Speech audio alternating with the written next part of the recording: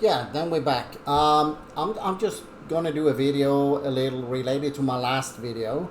Had a wonderful chat, a little discussion and a chat with a fellow there, and that's always nice. I learn from it, and I hope you get more informed as well. So yeah, I base my channel mostly on news about Vietnam and news about economy in general. Now, I'm not Vietnamese, so of course I read newspapers and news from Europe, where I'm from. And in Europe, every year there is this convention, this forum of leading, what should I say, companies. So you have company owners or CEOs going to this convention. It's called the World Economic Forum. So it's WEF. Um, every year this is held in a Davos city that is in Switzerland. Switzerland is quite known for economy. So they know a little what they do, probably much more than I do. So when I say things about economy, I not only base it on Vietnam Express, VNExpress newspaper. I also look at European news about economy, and I look at American news. You have something called Washington Post. You have different news outlets in America and in England and so on. So I do look a little more than just the Vietnamese. Now, the World Economic Forum is basically a platform for 100 leading companies from around the world, and also they have some politicians there as well, governments and politicians. So now they are done. The World Economic Forum was gathered in January 2025. Now we are in February, so it was last month. And they do shape the industry regional and globally. And I'm gonna just list up a few of these companies so you can see that these are big ones. So you have everything is alphabetically here. So we start with the A. We have ABB, we have the Volvo Group, Adani Group, Adecco Group, African Rainbow Minerals. We have AIG, we have Alibaba Group, we have Allianz, Amazon, we have AstraZeneca, we have Bahrain Economic Development Board, we have Bain and Company, Banco Bradesco, Banco Santander, Bank of America, BNY, Barclays, Bill and Melinda Gates Foundation, BlackRock, Boston Consulting Group, BP, Bridgewater Associates, TikTok, Capgemini, Chevron, Cisco, Citi, the Coca-Cola Company, Dell Technologies, Deloitte, Deutsche Bank, DHL Group. We have Goldman and Sachs. We have Google. We have Hanwha Group. If I said that correct, I don't know. We have HCL Tech, Hewlett Packard, Hitachi, Honeywell, Hong Kong Exchanges and Clearing, HP, HSBC, Huawei Technologies, IBM. We have Infosys, ING Group, Intel, JLL, JP Morgan Chase, Kearney, Kohlberg, Kravis Roberts, KPMG, Luxard, Luxic Group. We have Mahindra Group, Majid Al Futtaim Holding, Manpower. We have MasterCard, McKinsey Company, Meta. So that is Facebook, yeah. Microsoft, Mitsubishi, Morgan Stanley, Mubadala Investment Company, a little hard to say, MUFG Bank, Nestle. We have Novartis, Novo, Open Society Foundations, PayPal, PepsiCo, Pfizer, PwC, Qatar Investment Authority, Qualcomm, Royal Philippines, and Saudi Basic Industries, Schneider Electric, Siemens, Sony Group, Swiss RE, Takada Pharmaceutical, Ericsson, Trafigura, Uber Technologies, Verizon Communications, Visa, Volkswagen Group, Yara International, Zurich Insurance Group. So many companies in World Economic Forum. And I mean, these guys know a thing or two about the economy. Here we're talking about world companies. They are all over the world. They know a little what's happening in Asia. They know what's happening in Europe, America, and so on.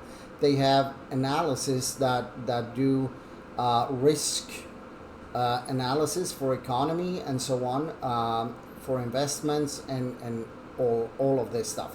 These guys know a thing or two about economy. So I did look a little. What is the World Economic Forum saying about buying apartments and so on? So I did find a little, and I'm just gonna state a little here, because there is a housing crisis in the world, not only in Asia but in the world. So there was a shortage of land and labor and materials since the financial crisis in 2008. So 2008, that is now so that would be 2020, 12 years ago, 17 years ago now. Now that, because it was a housing shortage, that means there were built less houses, and so when you build that much houses, but the demand, like you build this much, but the demand for houses is up here, that means the prices of the houses then shoot up, because people want to buy a house and people want to rent, but there isn't enough. Then the prices go up. So that's happened since 2008. And then it say furthermore, the COVID crisis in 2000 that came in 2020 have made this housing crisis worse. So there was a like a backdraft. We were behind, right? So we were behind. The housing should be about here in 2008, but it was like back here. It wasn't up to date. So we have all this, this one need to come up here to be on date with the housing, but it wasn't. So 2008 we were still here, and then COVID came in 2020 and it made it worse. That is why the prices of buying apartments in Ho Chi Minh and London and Berlin and in Los Angeles and New York, Madrid, Barcelona, it's the prices are very high, and the rent go up too. I mean, because when there isn't enough houses and apartments, it's not only the buying price that go up, it actually the renting price as well. So you pay a lot for renting. And what they say in the World Economic Forum is basically that it's not only like it costs more to build and so on, but it is the rent have gone up a lot. The housing, I'm reading from it now. I'm gonna put this on in the video as well in the end, so you can see it. So this is from the World Economic Forum. So this is not my words. Now I'm basically reading. Housing is a basic human need, but a lack of affordable housing to buy or rent is fueling a global housing crisis. Now, the World Economic Forum is basically saying we don't think the prices are going down. We think the prices will keep going up. This is the World Economic Forum. 100 leading companies in the world plus politicians. So this is what I consider to be experts on economy. They predict that by 2025, so this year, 1.6 billion people are expected to be affected by the global housing shortage, according to the World Bank. So here we talk about the World Bank, not my words, not my opinion. This is what I read. This is what I talk about. When I say the prices in Ho Chi Minh most likely will go up. Those that think the prices in Ho Chi Minh will go down, I'm really sorry to say, but I think you are very, very wrong. In most countries, the cost of housing has grown faster than incomes. And in a study of 200 cities globally, 90% were found to be unaffordable to live in, with the average home costing more than 3 times the average income. The United States alone is short of 1.5 million homes, according to a study by a financial research company Moody's Analytics. So this is something they talk about in the World Economic Forum. So it is quite interesting to see, and this was 2 years ago actually. This was in 2022. So what are the impacts of this global housing crisis? Rents are also going up. In Europe, for example, rents across all home types, so that means houses or apartments, condos, whatever, the rents have gone up with about 14.5% the first 3 months of the year, and I believe this one was from 2016, so it is going up. In Asia, home to some of the world's costliest and fastest growing housing markets, renters spend more than half their income on housing costs, which is pretty much on the spot here in Ho Chi Minh. If you want a high-end or a luxury apartment, that will grab at least half of your income for most people. So yeah, it is not cheap to rent and it's not cheap to buy, and I fear the prices will continue up. There isn't any signal that the prices are going down. They not build enough apartment. They don't build enough houses. So that is one thing. You have the economy and the new housing law now in Vietnam that make to buy the property, for a developer to buy the property and build an apartment building is now more expensive. So that is also another thing that drive the prices up. And the last thing now is the war in Europe, like Russia-Ukraine war, the tension in the Middle East, Israel, Iran, Palestine, and that. And then you have now, I'm not going to go into any politics here, but it's in the news. Very easy. So I'm not going to go into any politics. I'm not going to say I'm this or that in the politics, so don't try to put those words on me. I'm just going to say Donald Trump has now, and I'm not going to say I agree with him or disagree, so I'm very neutral. This is just fact from the news that he has made a presidential order to raise the trading tax with Canada and Mexico and China.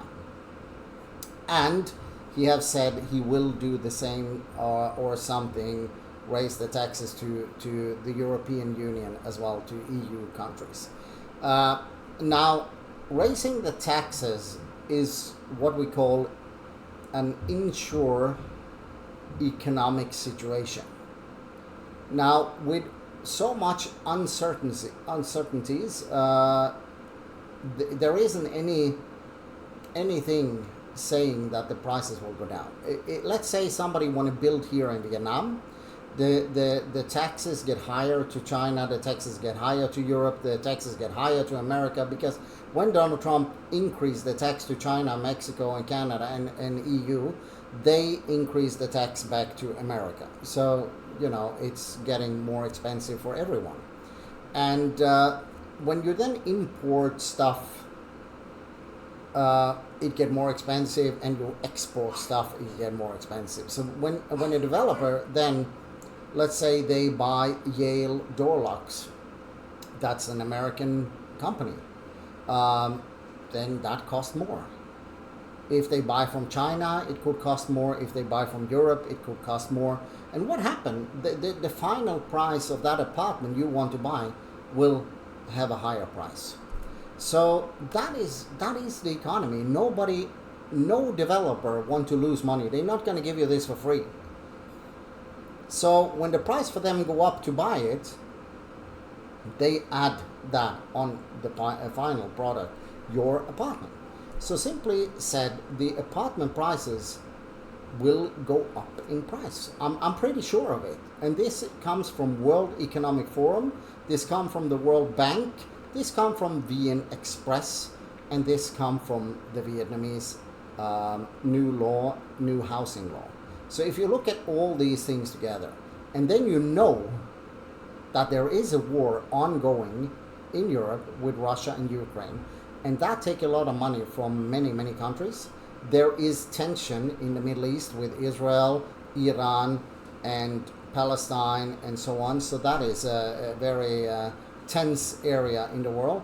And all of these things, they are coming together as, you know, very uncertain, and that keep the prices up. So I'm sorry to say, like in Europe, like in America, and same here in Asia, the prices will stay high.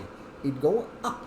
It's certainly not, I don't think for the next 10 years, I do not believe any prices are going down. Maybe longer.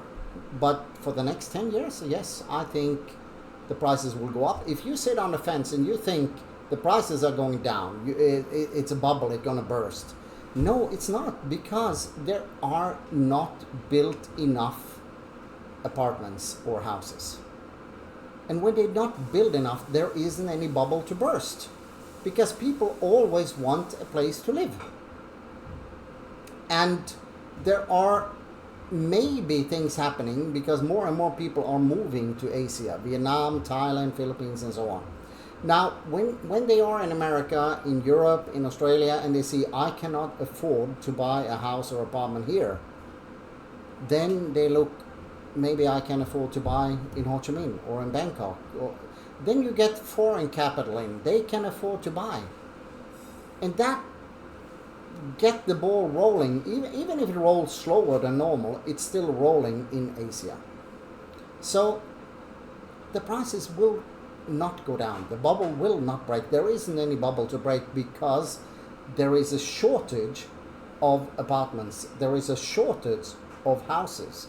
And yeah, it's not going to break.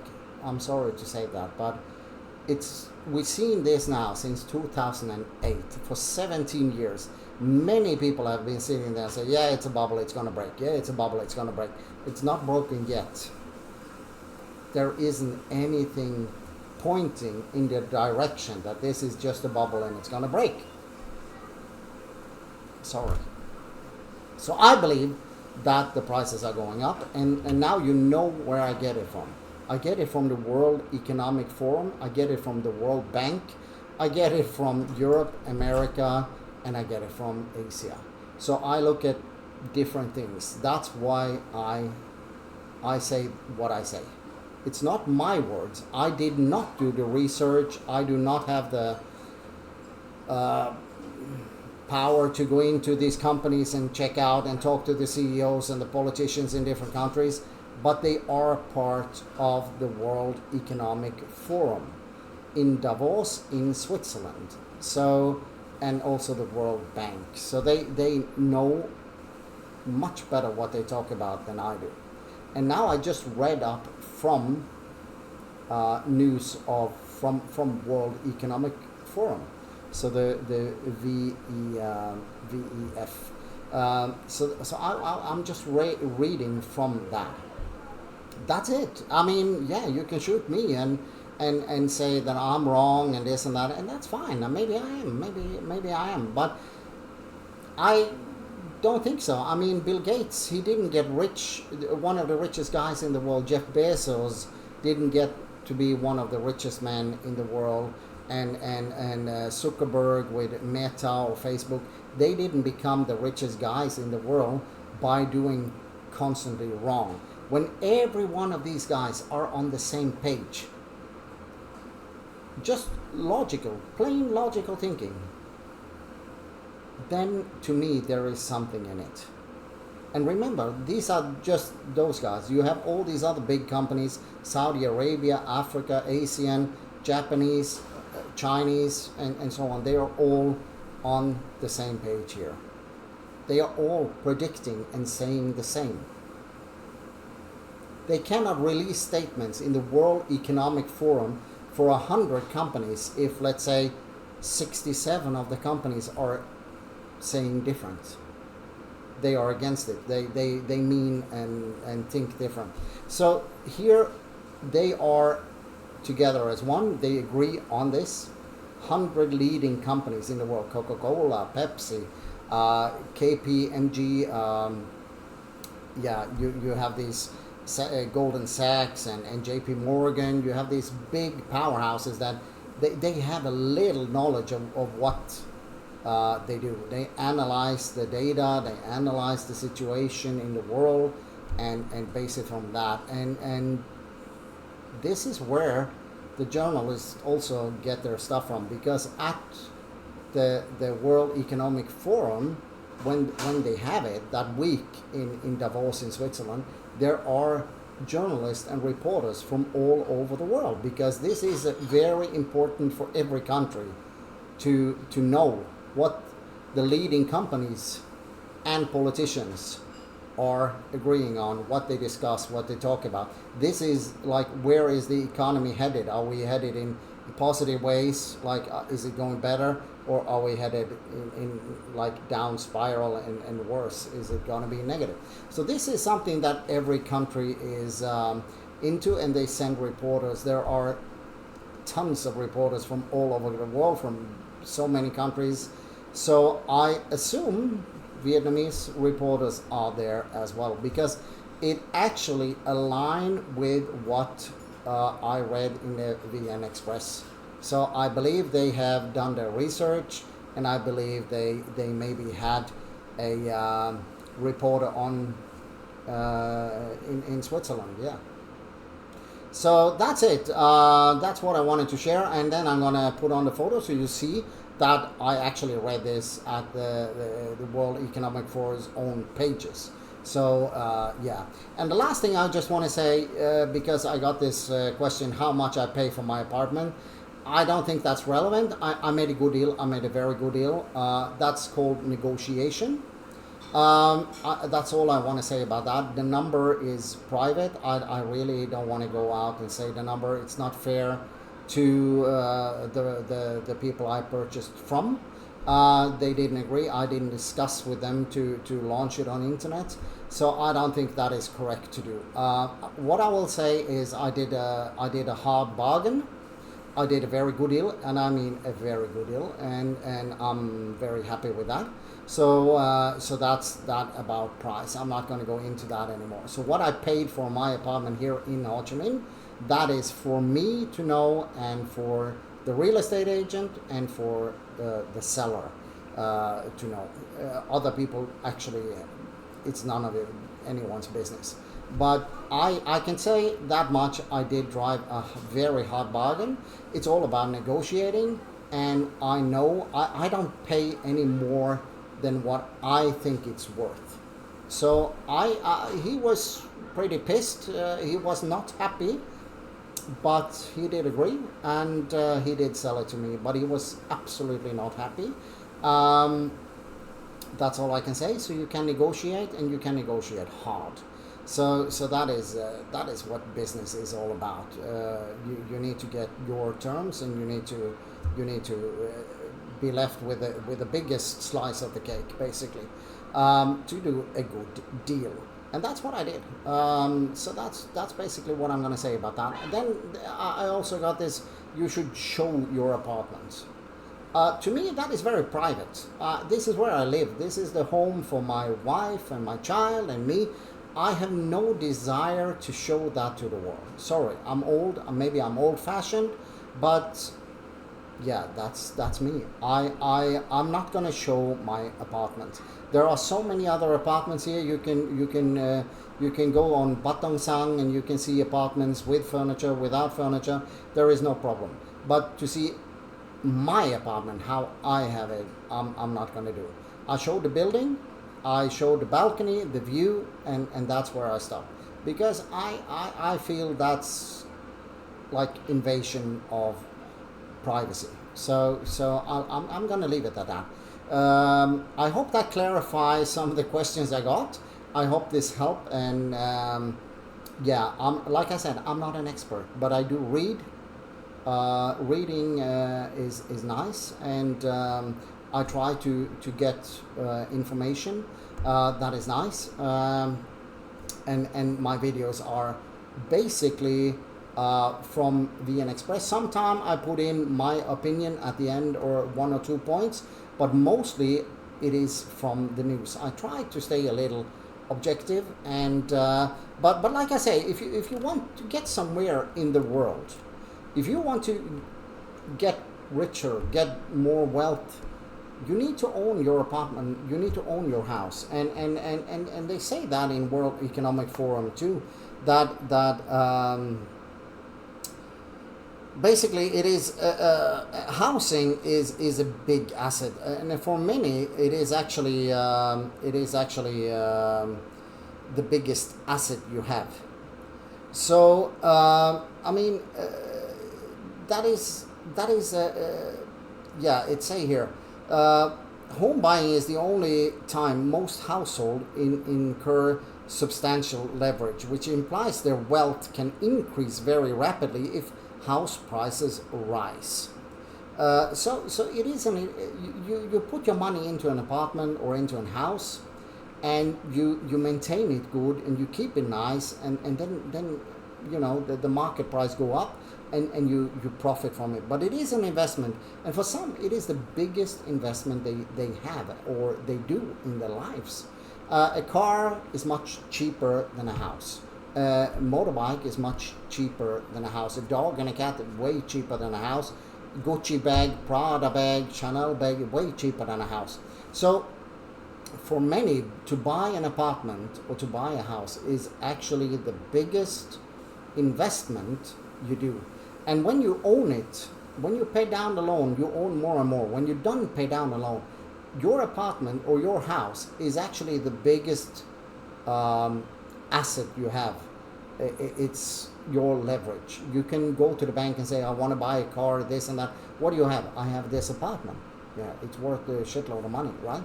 So it is a big thing to own your own. If you rent, you do pay a lot. I did a video about that, and I said 4 billion, then it will, you know, you pay 22.5 million a month for 15 years, then you have 4 billion, and you know that equals to be able to buy an apartment today. But the prices are going up. So when I said 22.5, it's not going to stay at 22.5. Everybody knows that. So in 10 years, that's not going to be 22.5 million a month. It's going to be more. And basically, after 15 years, you actually probably going to have 4.5 billion or maybe 5 billion. So that's what I try to say. Renting is giving your money away to others. If you can buy, if you can own, you actually get more wealthy. When you pay down your loan, or if you don't have a loan, you can save more money. You can save, you can then invest in other things. You can buy another apartment, rent it out and make money. You have many options, but you get more wealthy. If you rent, you don't have these options. And that's what I wanted to say. And those are easy facts. You don't need to be an astronaut for understanding that. So that's all I said, and that is a fact. So I'll leave it with that, and I'm gonna add on these photos so you see that I'm not talking bullshit, that I'm actually doing looking at the World Economic Forum, and yeah, that's it. So that's how it is. Remember to subscribe and like, and I hope that gave you some answers to my last video. Bye bye. So yeah, you can see World Economic Forum there. So so yeah, this is another one. So you see again World Economic Forum that I have been talking about. This is what I read from. So yeah, so this is like I said, World Economic Forum in Davos in Switzerland. And who is World Economic Forum? That is 100 world leading companies, and they also invite politicians here. So this year it was in January in 2025, and Donald Trump was one of the politicians there talking to them. So yeah, that's these guys, they know a little what they do. That's when it comes to economics, then Donald Trump actually, you know what he do as well. So that is one of his strong sides of politics, I would say. Yeah, so World Economic Forum, that's where I get my information from, as well as VNExpress. So remember to subscribe and like, and I hope this clarifies some things. Have a nice day, and yeah, thank you again for a nice discussion in the comment section, and please use the comment section again. Yeah, bye bye.